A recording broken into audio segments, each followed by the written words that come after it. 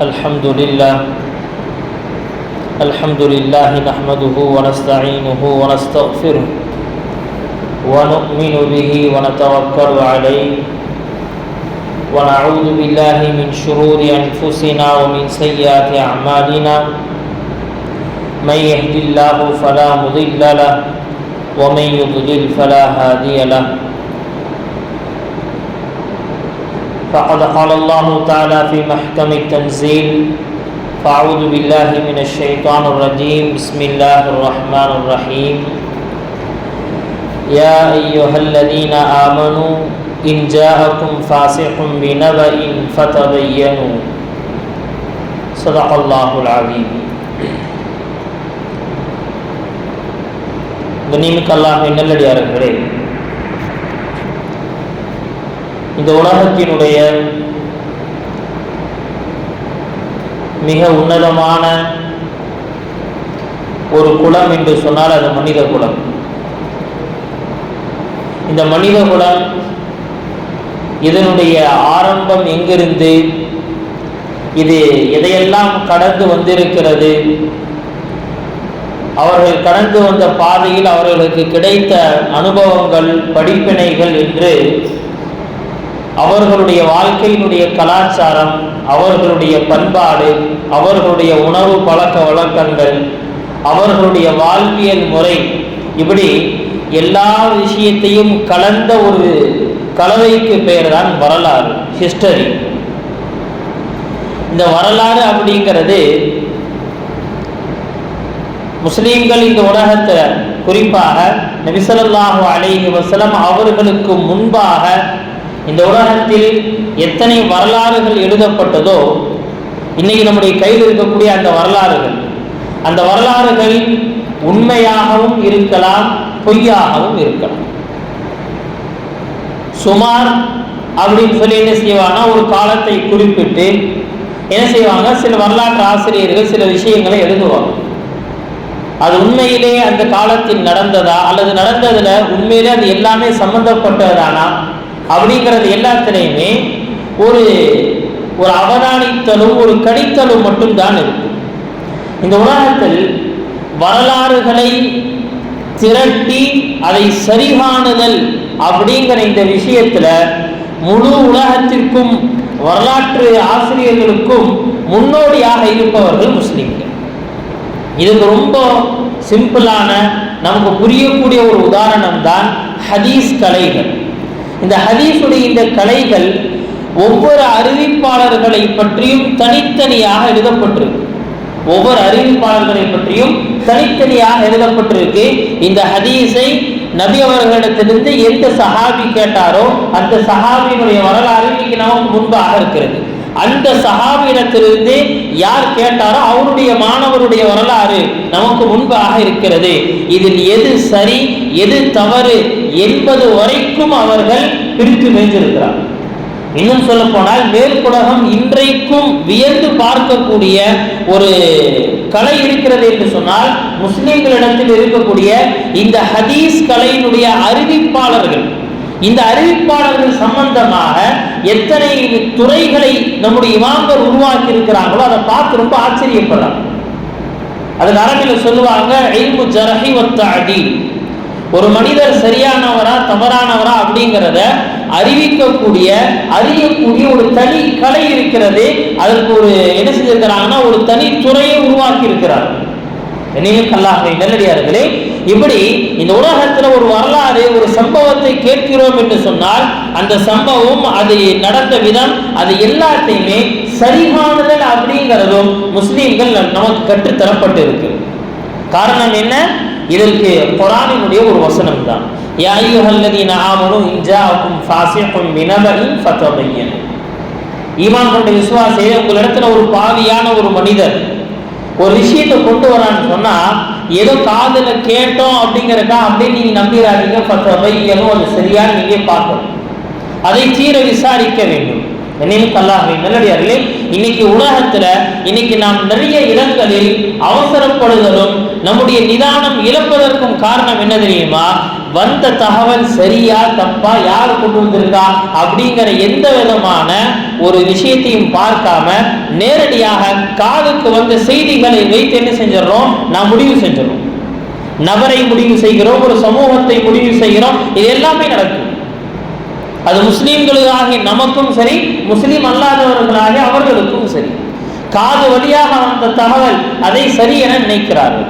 ஆனால் நபி ஸல்லல்லாஹு அலைஹி வஸல்லம் அவர்களுக்கு அல்லாஹ் சுப்ஹானஹு வ தஆலா என்ன செய்றான், ஒரு விஷயத்தை கற்றுக் கொடுக்கிறான். நபி, உங்களிடத்துல ஒரு தகவல் வருதுன்னு சொன்னா அந்த தகவலை நீங்கள் சரி காண வேண்டும்.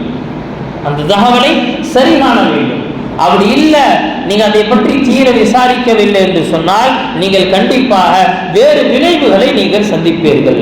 கண்ணியமிக்க நல்லடியார்களே, இந்த காலத்தை பொறுத்தவரைக்கும், இந்த ஆயத்தை அடிப்படையாக வைத்து இன்றைய காலத்தை பொறுத்த வரைக்கும் நம்முடைய குழந்தைகளுக்கு எது நல்லது, எது கெட்டது, எது சரி, எது தப்பு அப்படின்னு சொல்லி கொடுக்கிற இதையும் தாண்டி இன்னைக்கு நம்முடைய குழந்தைகளுக்கும் நமக்கும் சரியான வரலாறு எது, பொய்யான வரலாறு எது, சரியான வரலாறு எது, தவறாக புனையப்பட்ட வரலாறு எது அப்படிங்கிறது போல தெளிவுபடுத்த வேண்டிய ஒரு கட்டாயத்தில் இருக்கு.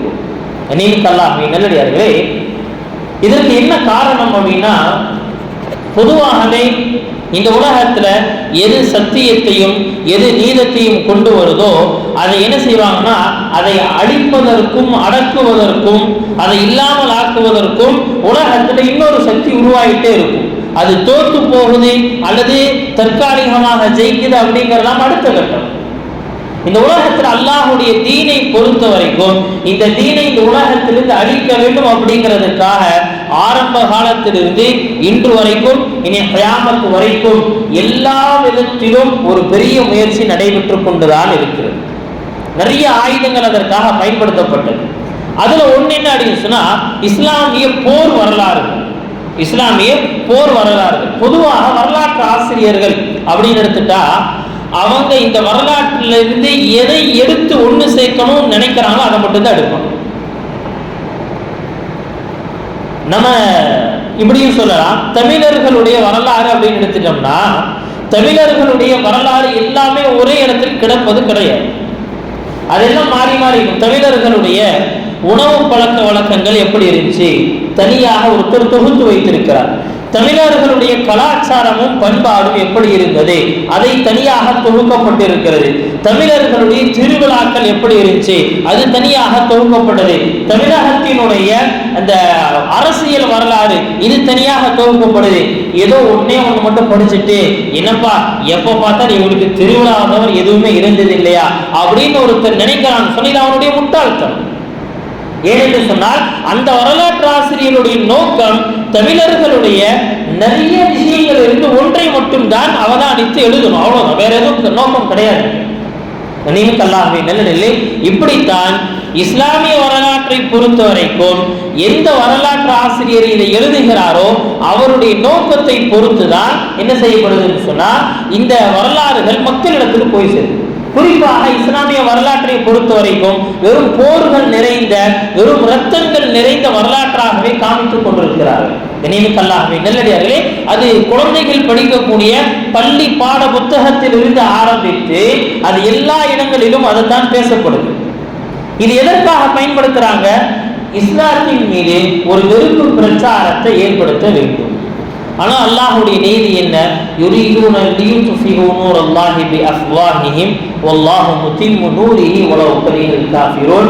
இந்த தீபத்தை, இந்த ஒளியை, இந்த ஜோதியை நீங்க ஊதி அணைக்கலாம் அப்படின்னு நீங்க நினைக்கிறீங்க. ஆனால் இதை பாதுகாக்கக்கூடிய பொறுப்பை அல்லாஹ் ஏற்றிருக்கிறான். நல்லடியார்களே, ஆனால் ஊதி அணைக்கக்கூடிய அந்த நேரத்தில் ஏற்படக்கூடிய இருட்டில் நாம் சிக்கிக்கொள்ளக் கூடாது அப்படிங்கிறதா நமக்கு மார்க்கம் காட்டித்தரக்கூடிய அழகான வழிமுறை. ஒரு நல்ல மனிதரை தீயவனாக சித்தரிக்கணும் அப்படின்னு சொன்னா அவர் மீது சில பொய் பிரச்சாரங்களை எங்க பார்த்தாலும் பேசிக்கிட்டே இருக்கும். பேசணும்னா அவன் கெட்டவனா தானா மாறிடும். இப்படிதான் இஸ்லாத்தின் மீது போர்கள் தொடுத்து எதிரிகள் என்ன செஞ்சாங்க, இஸ்லாத்தை அழிக்க முடியல. கடைசியா ஒரு முடிவுக்கு வந்தா முஸ்லிம்களை பற்றி உண்டான ஒரு தவறான அபிப்பிராயத்தை, ஒரு தவறான ஒரு வரலாற்றை என்ன செய்யணும் சொன்னா சமுதாயத்துக்கு கொண்டு போகும். இது அவருடைய பெரிய டார்கெட்டா இருந்துச்சு. கண்ணியமிக்க அல்லாஹ்வின் நல்லடியார்களே, இது முதல்ல என்ன செய்யுச்சு அப்படின்னு சொன்னா பிரச்சாரங்களின் மூலமாக, அதாவது முஸ்லிம்களை விட்டு யார் தூரமாக இருக்கிறாங்களோ, முஸ்லிம்களுடைய கனெக்ஷன்ல யார் இல்லையோ அவர்களிடத்துல முஸ்லிம்களை பற்றி உண்டான தவறான கருத்துக்கள் பிரச்சாரத்தின் மூலமாக கொண்டு போய் சேர்க்கப்பட்டுச்சு. அதற்கடுத்து அது புத்தகங்களாக தொகுக்கப்பட்டு அதற்கடுத்து மீடியா உலகத்திற்கு வந்து சினிமாக்களாக மாறி கண்ணியமிக்க நெல்லையல்லே இன்னைக்கு நாம பார்த்து கொண்டிருக்கிறோம். எவ்வளவு பெரிய பூதாகரமான செயல்கள். முஸ்லிம்களை பார்த்தாலே நண்பர்களாக, மாமன்களாக, மச்சான்களாக பழகி கொண்டிருந்த நம்முடைய தொப்புள்குடி உறவுகள் இன்னைக்கு நம்முடைய எதிரிகளாக பார்க்கிறாங்க. நம்மை பார்த்தாலே அவர்களுக்குள் ஒரு அறியாத ஒரு பயத்தை அவர்கள் என்ன செஞ்சிருக்கிறாங்க, அவர்கள் காணுகிறார்கள். நல்லடியார்களே, இது எல்லாத்தையும் கடந்து இப்ப என்ன செஞ்சுட்டா அப்படின்னு சொன்னா குழந்தைகள் படிக்கக்கூடிய அந்த பாட புத்தகங்கள், குழந்தைகள் படிக்கக்கூடிய பாட புத்தகங்கள் இன்னைக்கு நம்ம எஜுகேஷனுக்காக எவ்வளோ முயற்சி செஞ்சு, எவ்வளோ லட்சங்களை கொடுத்து, எவ்வளோ காசுகளை கட்டி, நேரங்களை கொடுத்து என்ன செய்யறோம்னா நம்முடைய குழந்தைகளை உடைய ஸ்கூல்ல விடணும். அவன் என்ன தெரியுமா விதைச்சு அனுப்புறான், நம்மை பற்றி உண்டான ஒரு விஷத்தன்மையை என்ன செய்யறான் அவன் விதைச்சு இன்னைக்கு சமூகத்திற்கு அனுப்பித்துக் கொண்டிருக்கிறான். நல்லடியார்களே, இன்னைக்கு பாட புத்தகங்களின் வழியாக இது வந்துருச்சு. குறிப்பாக நம்முடைய நாட்டை பொறுத்த வரைக்கும் என்ன செய்யறாங்கன்னு சொன்னா, இந்திய அந்த வரலாற்றிலேயே இந்தியாவினுடைய செழிப்பான காலம், இந்தியாவினுடைய ஆக சிறந்த காலமாக பார்க்கப்படுறது முகலாயர்களுடைய ஆட்சி காலம். முகலாயர்களுடைய இந்த ஆட்சி காலம், இந்த ஆட்சி காலத்தை என்ன செய்யணும் சொன்னா முதல்ல அசிங்கப்படுத்தணும், இதன் மீது அவதூறுகளை கொட்ட வேண்டும் அப்படிங்கிறது இன்றைய பாசிச ஆட்சியினுடைய மிக ஒரு முக்கியமான ஒரு குறிக்கோள். இந்தியாவினுடைய ஒரு அமைப்பு இருக்கிறது, NCERT, national council of educational research and training. கல்வி சம்பந்தப்பட்ட, வரலாறுகள் சம்பந்தப்பட்ட, எஜுகேஷன் சம்பந்தப்பட்ட என்னென்ன விஷயங்கள் இருக்கோ இது எல்லாத்திலையுமே மத்திய மாநில அரசுகளுக்கு என்ன செய்யணும்னு சொன்னா உதவியாக அவர்கள் இருப்பார்கள் அப்படிங்கிறதுக்காக அமைக்கப்பட்ட ஒரு தனியார் அமைப்பு தான் NCERT. அவர்களுடைய வேலைகள் என்ன அப்படின்னு சொன்னா கல்வி சம்பந்தப்பட்ட எல்லா விஷயத்திலும் என்ன செய்யணும்னா அரசாங்கத்துக்கு உதவியாக இருக்கும். அரசாங்கத்திற்கு என்னென்ன தேவையோ அதை என்ன செய்வாங்க, இவர்கள் ரிசர்ச் பண்ணி எடுத்து கொடுப்பாங்க. அந்த அடிப்படையில் இந்த NCERT சமீபத்தில் என்ன செஞ்சிருக்காங்க, CBSE உடைய அந்த பாடத்திட்டத்தில் 8th +1 +2 இந்த மாணவர்களுக்கு இஸ்லாத்தை பற்றி உண்டான ஒரு கோரமான ஒரு பிம்பத்தை காட்டியிருக்கிறார்கள். அக்பர், ஜஹாங்கீர், அவுரங்கசீப் இவர்கள் 3 பேர்த்த தான் முக்கியமாக கையில் எடுத்திருக்கிறாங்க. அதிலும் குறிப்பாக அவுரங்கசீப் ரஹ்மத்துல்லாஹி அலைஹி அவர்களை தான் பெரிய டார்கெட்டாக வச்சிருக்கிறாங்க. என்ன காரணம் தெரியுமா, இந்த இந்திய வரலாற்றிலேயே அவுரங்கசீப் ரஹ்மத்துல்லாஹி அலைஹி அவர்களுடைய ஆட்சி தான் ஆக செழிப்பான ஆட்சி. நல்லடியார்களே, சும்மா இல்ல, அவர்கள் இந்த உலகத்துல முகலாய வம்சத்திலேயே அதிக ஆண்டு காலம் வாழ்ந்தவர்கள். எப்ப அப்படின்னு சொன்னா கிட்டத்தட்ட 90 வயது வரைக்கும் இந்த உலகத்துல வாழ்ந்தாங்க. 50 வருஷம் ஆட்சியாளராக இருந்திருக்கிறார். 50 வருஷம் இந்த மண்ணை ஆட்சி செய்த ஒரு பெருமான். பொதுவா இந்தியாவினுடைய வரலாற்றுல முஸ்லீம்கள் ஆட்சி செய்தது எப்படி இருக்கு அப்படின்னு சொன்னா கிபி 8ஆம் நூற்றாண்டிலிருந்து வந்துருக்கு.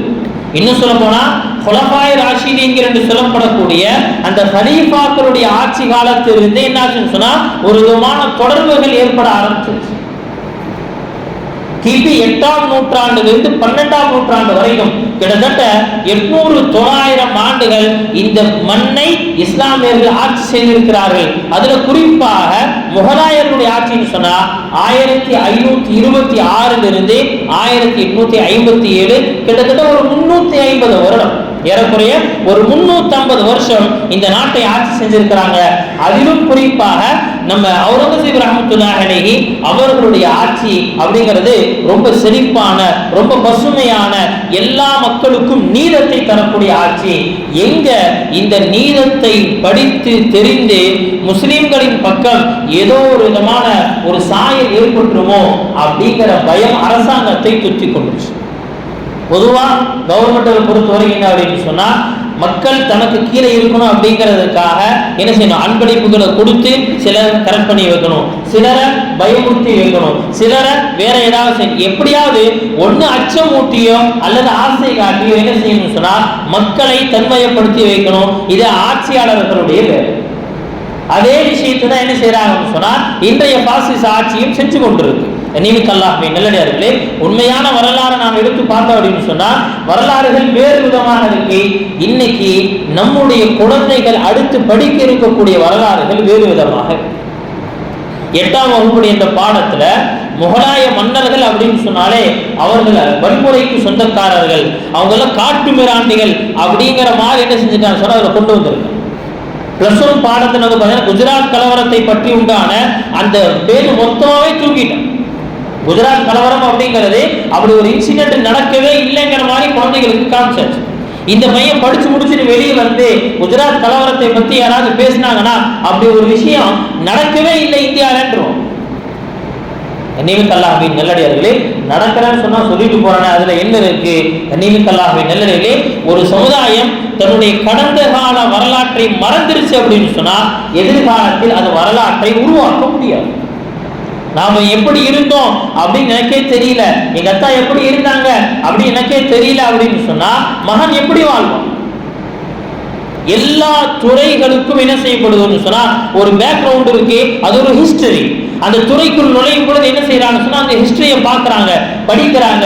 அந்த ஹிஸ்டரியை படிக்கும் யார் படிக்கிறாங்களோ என்ன செய்யறாங்கன்னு சொன்னா அதன் மூலமாக அவருடைய துறையில் அவங்க என்ன செய்யறாங்க, மென்மேலும் மெருகூட்டப்படுகிறார். +2 பாடத்துல முகலாயர்கள் சம்பந்தப்பட்ட 29 பக்கம் கொண்ட ஒரு பாடம் மொத்தம் அப்படி தூக்கிட்டோம். காந்தியினுடைய கொலை அப்படிங்கிற அந்த டாபிக்கே கிடையாது. கோட்சே கொலை செஞ்சாங்கிற மொத்தமாவே எடுத்துட்டாங்க. நீமிக்கல்லாஹ்வின் நல்லடியார்களே, இது என்ன அப்படின்னு சொன்னா இன்னைக்கு நம்மளுடைய எதிர்கால சந்ததிகள் படிக்க இருக்கக்கூடிய பாடம். சரி, நாம இன்னைக்கு என்ன அப்படின்னா சில விஷயங்களை பார்க்கணும். குறிப்பாக அவுரங்கசீப் ரஹ்மத்துல்லாஹி அலைஹி அவர்களை பற்றி எல்லா வரலாற்று ஆசிரியர்களும் சொல்லக்கூடிய ஒத்த கருத்து அது வந்து என்ன அப்படின்னா அவர்களை ஆதரிப்பவராக இருந்தாலும் சரி, அவர்களை எதிர்ப்பவராக இருந்தாலும் சரி, எல்லாரும் சொல்லக்கூடிய ஒரே விஷயம், அவர் ஒரு அரச துறவிங்க. ஒரு அரசர், ஆனால் துறவியாக வாழ்ந்தவர். அரசு கட்டிலில் அமர்ந்த ஒரு துறவி அவர்தான். நீமிக்கல்லாஹ்வின் நல்லடியார்களே, இன்னும் சொல்ல போனா இந்த இந்திய வரலாற்றிலேயே ரொம்ப சிறந்த ஆட்சியாளர் அப்படின்னு சிலாகித்து சொல்லப்படக்கூடியவங்க அவுரங்கசீப் ரஹ்மத்துல்லாஹி அலைஹி. அவங்களுடைய இந்த முகலாய ஆட்சியில உருவாக்கப்பட்ட எத்தனையோ சான்றுகள் தான் இன்னைக்கு என்ன செய்யுதுன்னு சொன்னா முழு உலகத்திலும் இந்தியாவை அடையாளம் காட்டும். எல்லாத்துக்குமே தெரியும் தாஜ்மஹல் அது கட்டப்பட்டது சரியா தப்பா, அது யாருடைய பணத்துல கட்டப்பட்டுச்சு அப்படிங்கறதுல அதை பத்தி நம்ம போக தேவையில்லை. ஆனால் அந்த முகலாய ஆட்சியில் கட்டப்பட்ட அந்த கட்டிட கலைக்காக அதை தேடி என்ன செய்யறாங்கன்னா வெளிநாடுகளில் இருந்து வந்து என்ன செய்யறாங்க, இந்த கட்டடங்களை பார்த்துட்டு போறாங்க. லால் கிலா, செங்கோட்டை, அதுக்கு முன்னாடி இருக்கக்கூடிய ஜாமியா மஸ்ஜித், அதை பார்க்கறதுக்கு என்ன செய்யறாங்க, சுத்தி சுத்தி மக்கள் வர்றாங்க. இது எல்லாமே இஸ்லாமியர்கள் இந்த நாட்டில் எப்படி எல்லாம் செழித்து கொலோச்சி வாழ்ந்தார்கள் அப்படிங்கிறதுக்குண்டான பெரிய அடையாளம். இது எல்லாத்தையுமே கொஞ்சம் கொஞ்சமாக மட்டுப்படுத்தணும் அப்படிங்கிற நோக்கத்தில் என்ன செய்யணும், இதெல்லாம் நிகழ்ந்து கொண்டிருக்கு. ஆனால் அவுரங்கசீப் ரஹ்மத்துல்லாஹி அலைஹி பொறுத்த வரைக்கும் அவர் ஒரு அரசு துறவி. அவர்கள் என்ன செஞ்சாங்கன்னா ஆட்சிக்கு வந்த பிறகு அவங்க செய்த மாற்றங்களும் புரட்சிகளும் சீர்திருத்தங்களும் ரொம்ப அதிகம். குறிப்பா சிலது சொல்வதாக இருந்தால், முதலாவது விஷயம், இன்னைக்கு நம்ம எல்லாத்தையும் வறுத்தெடுக்கக்கூடிய, நம்ம எல்லாத்தையும் ஒரு ஸ்க்ரூ வாங்குறோம் அதுக்கும் என்ன செய்யறாங்க சொன்னா டாக்ஸ் போட்டுறோம். ஒரு சின்ன பொருள் வாங்குறோம் அதுக்கும் டாக்ஸ், ரோட்ல நடந்தா டாக்ஸ், குப்பை கொட்டினா டாக்ஸ் அப்படிங்கிற மாதிரி இருக்கு. இந்த மாதிரி மக்களிடத்திலிருந்து நிறைய டாக்ஸ்கள் வரிகள் வசூல் செய்யப்பட்டு கொண்டு இருந்துச்சு. மக்களிடத்திலிருந்து நிறைய டேக்ஸ்கள் வரிசை என்ன அப்படியே வாங்கி கொண்டு வந்தாங்க. அந்த டேக்ஸ்கள் வெறும் முகலாயர்கள் மட்டும் போட்டது கிடையாது. முகலாயர்களுக்கு முன்னாடி இருந்தவங்களும் அதே வேலையை செஞ்சாங்க. அதே காலத்தில் வாழ்ந்த சிற்றரசர்கள், பேரரசர்கள், முஸ்லீம் அரசர்கள், முஸ்லீம் அல்லாத அரசர்கள் எல்லாத்துடைய வேலை இதான். என்ன அப்படின்னு சொன்னா ஏழை மக்களின் மீது அந்த டேக்ஸ்களை போட்டு திரிக்கிறது. இன்னும் சொல்ல போனா அந்த வீர சிவாஜி அப்படின்னு சொல்லி அவங்க என்ன செய்யறாங்கன்னு சொன்னா அந்த பாட புத்தகங்கள்ல அவுரங்கசீபுக்கு எதிராக என்ன செய்யறாங்கன்னா அவரை சித்தரிக்கிறாங்க. இவர் ரொம்ப நியாயவான், இவர் அப்படி செஞ்சார் இப்படி செஞ்சார். அந்த வரலாறு என்னமோ உண்மையோ பொய்யாது ஒரு பக்கம் இருக்கட்டும். ஆனால் இந்த சிவாஜி இவர் மட்டும் என்ன செய்யறாருன்னு சொன்னா விவசாயத்திலிருந்து 25% என்ன செய்யணும் அவருக்கு மகசூல் போயிருக்கு. விவசாயத்துல என்ன செய்யணும், 100 எவ்வளவு கிடைக்குதோ ஒரு 100 தேங்காய் கிடைச்சா 25 தேங்காய் எங்க போயிருங்க, அரசாங்கத்துக்கு போயிருக்கு. நெல்லடி இப்படி 1-2 விஷயங்கள் நிறைய டாக்ஸுகள் சொல்லப்படுது. கிட்டத்தட்ட 80க்கும் மேற்பட்ட டாக்ஸுகள் என்ன செய்யப்பட்டுச்சுன்னா அந்த மக்களுக்கு போடப்பட்டுச்சு. அவுரங்கசீப் ரஹ்மத்துல்லாஹி அலைஹி வந்து என்ன செஞ்சாங்கன்னா எல்லா டாக்ஸையும் சொல்லிட்டாங்க, இதெல்லாம் அநியாயமானது, விவசாயிகளுக்கு எதிரானது, எல்லா டாக்ஸையும் ஒழிச்சுட்டாங்க. பொருள் இடமாற்றம் செய்வதற்காக மட்டும் என்ன செய்யப்பட்டுச்சு அப்படின்னு சொன்னா டாக்ஸுகள் அது மட்டுமே வைக்கப்பட்டு மற்ற எல்லா டாக்ஸுமே ஒழிக்கப்பட்டது. அது மட்டும் இல்ல, இந்த அவுரங்கசீப் ரஹ்மத்துல்லாஹி அலைஹி அவங்களை பொறுத்தவரைக்கும் என்ன செய்யறாங்கன்னு சொன்னா இவர் இந்துக்களுடைய எதிரி அப்படிங்கிற மாதிரி காட்டுறாங்களே, ஆனால் இந்துக்களுடைய எதிரியாக யார் சித்தரிக்கிறா அப்படின்னு சொன்னா சாதாரண மக்கள் சித்தரிக்கல, அதிகார வர்க்கத்தில் இருப்பவர்கள் தான் சித்தரிக்கிறாங்க. என்ன காரணம் தெரியுமா, அவர்களுக்கு கிடைச்சிட்டு இருந்த காசு போச்சு. அவங்களுக்கு கிடைச்சிட்டு இருந்த காசு போச்சு. மதம் அப்படிங்கிற பேர்ல என்ன செஞ்சாங்க, அவங்க எவ்வளவு காசுகளை திரட்டி கொண்டிருந்தாங்களோ அது எல்லாத்துக்குமே ஒரு பெரிய ஆப்பு வச்சு விட்டார். என்னங்க அதுல குறிப்பா அந்த கங்கை நீராடல். பொதுவாக கங்கை அப்படிங்கிறத அவங்களை பொறுத்த வரைக்கும் அது ஒரு புனித பூமி. அந்த புனித நதி அங்க போறது, அந்த கங்கை பூஜை செய்யறது, கங்கை நீராடல், அதே போல இறந்தவர்களை கங்கையில விடுறது, இது எல்லாமே அவர்களை பொறுத்த வரைக்கும் ஒரு புனிதமான செயல். என்ன செஞ்சாங்கன்னா இந்த கங்கை நீராடணுமா இதுக்கு தனி டாக்ஸ். அதே மாதிரி என்ன அப்படின்னா கங்கையில வந்து என்ன செய்யணும், அந்த பூஜை செய்யணுமா அதுக்கு தனி டாக்ஸ். கங்கையில வந்து அந்த பிணங்களை விடணுமா, இறந்தவர்களை கொண்டு போய் போடணுமா அதுக்கு தனி டாக்ஸ். இப்படி என்ன செஞ்சாங்கன்னா எல்லாத்துக்கும் டாக்ஸா ஒரு தட்டி எறிகிறாங்க. அவுரங்கசீப் ரஹ்மத்துல்லாஹி என்ன செஞ்சாங்க வந்து எல்லாத்தையும் ஒழிச்சு கட்டிட்டாங்க. நிலடிலே. ஆனால் இதன் மூலமாக நாட்டில் இருந்த வருமானம் அப்படிங்கிறது அதிகம். எல்லா வருமானத்தையும் என்ன சொன்னா ஒடிச்சு கட்டியாச்சு. அப்ப என்னங்க, அப்ப ஒண்ணுமே இல்லையா? நெல்லடியார்களே, அவங்க போட்ட அந்த ஒரு பொருள் இடமாற்றத்துக்கு உண்டான டாக்ஸ்ல இருந்து ஷாஜஹானுடைய காலத்துல 2.5 கோடி வருமானம் இருந்ததை 4 கோடி வருமானமாக மாற்றிட்டாங்க. 4 கோடி வருமானமாக என்ன செஞ்சாங்க, அந்த டாக்ஸை மட்டும் என்ன செஞ்சாங்கன்னா ரொம்ப வலுப்படுத்தினார்கள். அதிலும் சிலருக்கு என்ன மன்னிப்பும் வழங்கப்பட்டுச்சு. அதுல சிலருக்கு மன்னிப்பும் வழங்கப்பட்டுச்சு. இதுதான் என்னன்னா அவர்கள் நாட்டை கட்டமைத்ததுல ரொம்ப முக்கியமாக பார்க்கப்படுது. அடுத்து அவங்க அவுரங்கசீப் ரஹ்மத்துல்லாஹி அலைஹி செஞ்ச இன்னொரு சீர்திருத்தம் என்னன்னா, அரசாங்கத்தினுடைய அதிகாரிகள் யாராவது இறந்து போயிட்டாங்க அப்படின்னா அவங்கள சொத்துக்கள், அவங்களுடைய எத்தனை சொத்துக்கள் இருக்கோ எல்லாத்தையுமே அரசாங்கம் கைப்பற்றி கொள்ளும். அரச கஜானாலும் சேர்த்து அவுரங்கசீப் ரஹ்மத்துல்லாஹி அலைஹி சொல்லிட்டாங்க, இது மிகப்பெரிய ஒரு அநியாயம். அரசு அதிகாரியாக இருக்கிறாருன்னா அடுத்து அவருடைய குடும்பம் வந்து மறுபடியும் நடுத்தருவுக்கு வரக்கூடாது. என்னன்னா இந்த மாதிரி இனிமேல் கைப்பற்றுதல் அப்படிங்கிறது இருக்காது அப்படிங்கிற அந்த விஷயத்தை மாற்றத்தை ஏற்படுத்தினார்கள். அதே போல ரொம்ப முக்கியமானது, மக்கள் அரசரிடத்துல நேரடியாக வந்து தன்னுடைய பிரச்சனைகளை முன்வைக்கலாம். பொதுவாக என்ன அப்படின்னா இன்னைக்கும் என்ன அப்படின்னா டைரக்டா என்ன அப்படின்னா சிஎம் சந்திக்க முடியறது இல்ல, பிஎம் சந்திக்க முடியறது இல்ல, எம்எல்ஏக்களை பார்க்க முடியறது இல்ல அப்படிங்கிறது எல்லா இடத்திலும் இருக்கக்கூடிய அந்த ஒரு விஷயம். அவுரங்கசீப் ரஹ்மத்துல்லாஹி அலைஹி எவ்வளவு பெரிய ஆட்சியாளர் நிமித்தல்லாஹிலே அவர்களுடைய காலத்தில் இந்தியா விரிவடைந்தது போல வேறு யாருடைய காலத்திலும் அதற்கு முன்னாடியும் விரிவடையில, அதற்கு பின்னால அதற்கு மேல வளரவே. முகலாயருடைய ஆட்சியில எந்த இந்தியாவை விட்டுட்டு போனாங்களோ இன்னைக்கு அது வந்து குறைஞ்சுதான் போச்சே தவிர அதற்கடுத்து வந்தவர்கள் இந்த நாட்டை விசாலப்படுத்தவே. இன்னும் சொல்ல போனா யாரோ சொன்னாங்க அகண்ட பாரதம் அப்படின்னு அவங்க பேசிக்கிறாங்களே, அது அவுரங்கசீப் உருவாக்கிய நாடுதான். அகண்ட பாரதம் அப்படிங்கிறது அவுரங்கசீப் ரஹ்மத்துல்லாஹி அலைஹி எதை விசாலப்படுத்தி கொடுத்துட்டு போனாங்களோ அதைத்தான் இவங்க மீண்டும் கேட்கிறார். இப்ப இவ்வளவு விசாலமான இந்த ஆட்சி என்ன செய்யறாங்கன்னு சொன்னா, தினம் ஒரு நாளைக்கு 3 தடவை பொது அவை கூடும். பொது அவை யாரா இருந்தாலும் என்ன செய்யலாம், மக்கள் நேரடியா வருவாங்க. அரசர் தான் முன்னாடி உட்கார்ந்துருப்பார். அரசருக்கு முன்னாடி விஷயம் வரும், இது என்ன செய்வாங்கன்னா விசாரிப்பாங்க, உடனடியாக தீர்வு காணும். ஒரு நாளைக்கு 3 தடவை. அதற்கடுத்து சரி ஊர்ல அந்த எங்க அந்த கேபிட்டல் இருக்கக்கூடிய அந்த மக்கள் என்ன செய்யறாங்க, வர்றாங்க, பேசுறாங்க. தூரத்தில் இருக்கக்கூடிய மக்கள் எப்படி வருவாங்க, அவங்களுடைய அன்றாட பிரச்சனைகள் எப்படி தீர்க்கப்படும்? கனியம் அல்லாஹ் நல்லடியார்களே என்ன செஞ்சாங்க, எல்லா இடத்திற்கும் அவுரங்கசீப் ரஹ்மத்துல்லாஹி அலைஹி எல்லா ஊர்களுக்கும் அரசாங்க நீதிபதி, சரியான நீதிபதி என்ன செஞ்சாங்க, நியமிச்சாங்க. சின்ன சின்ன ஊராக இருந்தாலும் சரி, பெரிய இடங்களாக இருந்தாலும் சரி, நீதிபதிகள் நிர்ணயிக்கப்பட்டாங்க.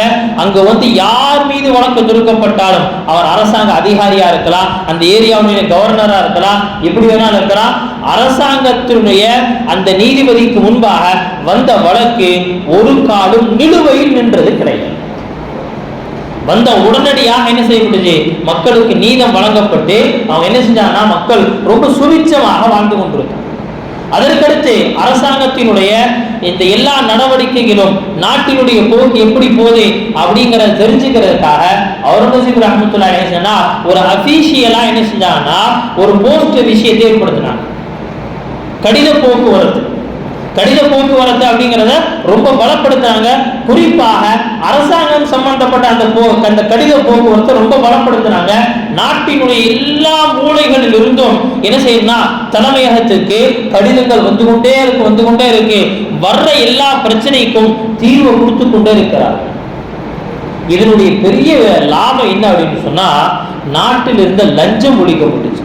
நாட்டில் இருந்த லஞ்சங்கள் ஒழிக்கப்பட்டுச்சு. லஞ்ச ஒழிப்புங்கிறதுக்காக இன்னைக்கு எத்தனை சவுண்டு, லஞ்ச ஒழிப்பு மாநாடு நடத்துறதுக்காக லஞ்சம் கொடுத்துதான் நடத்தும். அன்னைக்கு அப்படிதான் போயிட்டு, இதுதான் நிலைமை. நேரடியாக மக்களிடத்தில் என்ன செஞ்சாங்க, இந்த விஷயத்தை கொண்டு போனாங்க. என்னாச்சு, முழு நாட்டிலிருந்தும் நாடுன்னு சொன்னா அவர்களுடைய ஆட்சியினுடைய எவ்வளவு விசாலமான அந்த எல்லா இடத்திலிருந்தும் என்னாச்சு, லஞ்சம் ஒழிக்கப்பட்டு கிட்டத்தட்ட லஞ்சமே இல்லைங்கிற நிலைமைக்கு ஏற்படுச்சு. லஞ்ச ஒழிப்பு கொண்டு வந்தாங்க.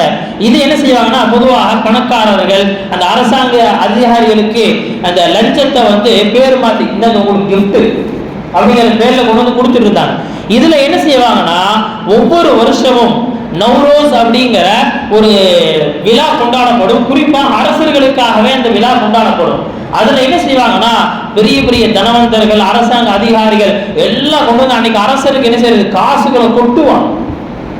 அவுரங்கசீப் ரஹ்மத்துல்லாஹி அலைஹி தன்னுடைய ஆட்சியின் 21வது வருஷத்துல சொன்னாங்க, இனிமேல் இந்த கொண்டாட்டமே நடக்காதுன்னு. அப்படி கொண்டாட்டம் நடந்தாலும் இந்த முன்னாடி கொண்டு வந்து காசை கொடுக்கிறது அப்படிங்கிற இனிமேல் எதுவுமே நடக்காது. எதெல்லாம் வந்ததோ அதெல்லாம் எங்க போடும், அதெல்லாமே பைத்துல் மாலுக்கு போகும், மக்களுக்கு செலவழிக்கும். நல்லடியார்களே, இப்படி என்ன ஆச்சுன்னு சொன்னா, அவருடைய ஆட்சியில எல்லா மாற்றங்கள் மக்களிடத்துல எல்லாருமே என்ன செஞ்சாங்கன்னா, அவர்களுடைய தரத்துல அவர்களுடைய இடத்துல நிம்மதியாக சந்தோஷமாக நியாயத்தை பெற்றுக்கொண்டு வாழ்ந்தார்கள். மக்களாட்சியில் இன்னொரு பெரிய மன்னராட்சியில் இன்னொரு பெரிய விஷயம் என்ன அப்படின்னு சொன்னா, மன்னர்களை என்னைக்குமே ஒரு பெரிய என்ன செய்யணும் சொன்னா ஒரு ஃபேக் டிவைனா காட்டணும். என்ன செய்யணும், அவர்களை வந்து கடவுளை போன்று காட்டணும். அப்படின்னா என்ன செய்வா, அந்த மன்னர் கடைசி வரைக்கும் இருக்க முடியும். அந்த நம்முடைய இந்தியாவுடைய வரலாற்றுல தைமூர்லன் அப்படிங்கிற ஒரு இந்து ஆட்சியாளர் அவன் என்ன சொல்லிட்டு இருந்தான், எப்படி வானத்தில் உங்களுக்கு கடவுள் இருக்கிறானோ அதே போலதான் நான் இந்த பூமியில் உங்களுக்கான கடவுள், நான் என்ன சொல்றேன் அதுக்கு நீ கட்டுப்பட நடக்கணும், அப்படின்னா நான் என்ன வேணாலும் உன்னை செய்யலாம். இந்த விஷயத்தை அப்படியே என்ன செஞ்சாங்கன்னா, முகலாய ஆட்சியாளர்கள் அப்படியே அந்த இந்துக்களிடத்திலிருந்து அந்த விஷயத்தை உருவாங்கினாங்க. அக்பர் என்ன செஞ்சாரு அப்படின்னு சொன்னா, மக்களை தினோ தர்பாருக்கு வரணும், வந்து என்ன செய்யணும், அரசரை பார்ப்பதும் அரசருக்கு சஜ்தா செய்வதும் ஒரு வணக்கம், ஒரு இபாதத் அப்படின்ட்டாரு. தினம் வந்துகிட்டே இருப்பாங்க, கூட்டமா வருவாங்க, அரசரை பார்ப்பாங்க. அரசரை பார்க்கறதுக்கு தனி டைம் ஒதுக்கி வச்சிருக்காரு. எப்படின்னா, அரசர் வந்து தினம் காலையில அவர் எப்ப முழிப்பு வருதோ எப்போ முடிப்பு வருதோ அப்ப என்ன செய்வாருன்னு சொன்னா, ஒரு அவருடைய அரண்மனையில ஒரு பக்கம் ஒரு சாளரத்துல வந்து அப்படியே நிற்பாரு. மக்கள்ல பெரும் கூட்டமா இருப்பாங்க. அப்படியே பார்த்து என்ன செய்வாருன்னு சொன்னா அப்படியே கையசைச்சுட்டு அரசரை பார். அரசரை பார்த்த பிறகுதான் அந்த நாள்ல உணவே சாப்பிடணும், தண்ணியே குடிக்கும். அரசர் எந்த நேரத்துக்கு வர்றாரோ அது வரைக்கும் வெயிட் பண்ணி ஆகும். அரசருடைய சபைக்கு வந்துட்டா அரசருக்கு சஜிதா செய்யணும். இது அக்பருடைய காலத்தில் இருந்தது. அதுக்கடுத்து ஜஹாங்கீர் அவர் என்ன செஞ்சாரு, அவர் சஜிதாவெல்லாம் தேவையில்லை, ஆனா என்ன செய்யனா இந்த மண்ணை எனக்கு முன்னாடி முத்தம் கொடுத்துட்டு போகும். இப்படி அவுரங்கசீப் ரஹ்மத்துல்லாஹி இது எல்லாத்தையும் ஒதுக்கி தள்ளிட்டாங்க. அதெல்லாம் எதுவுமே கிடையாது. அரசர் தினம் காலையில வந்த பிறகுதான் நீங்க சாப்பிடணும், பார்த்தா தான் சாப்பிடணும், அப்படியெல்லாம் எதுவுமே கிடையாது. அரசவைக்கு வந்தால் சஜிதா செய்வது அப்படிங்கிறது கூடாது. என்ன பிரச்சனையோ அந்த பிரச்சனையை பேசிட்டு போய்கிட்டே இருக்கும். இது எல்லாமே என்ன சொன்னா, இந்த அவுரங்கசீப் ரஹ்மத்துல்லாஹி ஆட்சி 50 வருடம் இந்த பூமியில இருந்ததே அதற்குண்டான மிக முக்கியமான காரணம், அவர்கள் நாட்டில் இருக்கக்கூடிய மக்களை மதவாரியாக எந்த விதமான பாகுபாடும் செய்யாமல், உயர்ந்தவன் தாழ்ந்தவன் அப்படிங்கிற எந்த பாகுபாடும் இல்லாமல் மனிதனை மனிதனாக பார்த்து இஸ்லாம் என்ன ஆட்சி சொல்லுதோ அந்த ஆட்சி இந்த உம்மத்துக்கு கொடுத்தார்கள், இந்த சமுதாயத்துக்கு கொடுத்தாங்க. அதனால் அவர்கள் கடைசி வரைக்கும் நின்று நிலைத்தார்கள். இன்னும் அவர்களுடைய ஆட்சியில நிறைய மாற்றங்கள் இருக்கு. இன்ஷா அல்லாஹ் அடுத்து வரக்கூடிய வாரத்துல இன்ஷா அல்லாஹ் அது சம்பந்தமாக பார்ப்போம். நாம இதெல்லாம் ஏன் பேசுறோம் அப்படிங்கறத கடைசியா வந்திருக்கிறவங்க மறுபடியும் தெரிஞ்சுக்கோங்க. சமீபமாக NCERT நம்முடைய இந்தியாவினுடைய கல்வியை உருவாக்கக்கூடிய அந்த தனியார் அமைப்பு எதிர்வரக்கூடிய காலங்களில் CBSE சிலபஸ்ல முஸ்லிம்களை பற்றி உண்டான, முஸ்லிம் ஆட்சியாளர்களை பற்றி உண்டான ஒரு தவறான பாடத்திட்டத்தை போதித்துக் கொண்டிருக்கிறார்கள். அதற்கு எதிராக நாம் நம்முடைய குழந்தைகளுக்கு சரியான வரலாற்றை கற்றுக் கொடுக்க வேண்டிய ஒரு சூழ்நிலையில் அமர்ந்திருக்கிறோம். அல்லாஹ் சுப்ஹானஹு வ தஆலா சரியான விஷயத்தை கற்றுத்தரக்கூடிய நற்பாக்கியத்தை எனக்கும் உங்களுக்கும் தந்தருள்வானாக. வ ஆகிரு தஅவானா அனில் ஹம்துலில்லாஹி ரப்பில் ஆலமீன்.